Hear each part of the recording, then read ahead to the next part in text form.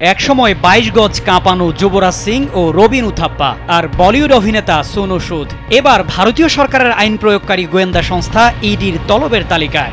অভিযোগ, নিষিদ্ধ betting app ওয়ানএক্স বেটের সঙ্গে পরোক্ষভাবে যুক্ত ছিলেন তারা। বিজ্ঞাপনের মাধ্যমে এই অ্যাপকে প্রচার করেছেন বলে দাবি। ভারত সরকার যেখানে বেটিংকে নিষিদ্ধ করেছে সেখানে তারকাদের এমন জড়িত থাকা নিয়ে উঠেছে প্রশ্ন, টাকার লোভ সামলাতে পারছেন না নাকি না বুঝেই বিপদে পা দিয়েছেন? অবৈধভাবে টাকা পাচার রোধ আইনের আওতায় বিভিন্ন বেটিং সংস্থার বিরুদ্ধে তদন্ত শুরু করেছে ইডি। সেখানেই উঠে এসেছে যুবরাজ ও উথাপ্পার নাম। এই অভিযোগের প্রেক্ষিতে ধাপে ধাপে হাজির হতে বলা হয়েছে তারকাদের। ওয়ালটন এখন দেশের সীমানা পেরিয়ে পৌঁছে গিয়েছে ৫০টিরও বেশি দেশে। ওয়ালটন, ঘরে ঘরে বিশ্বজুড়ে।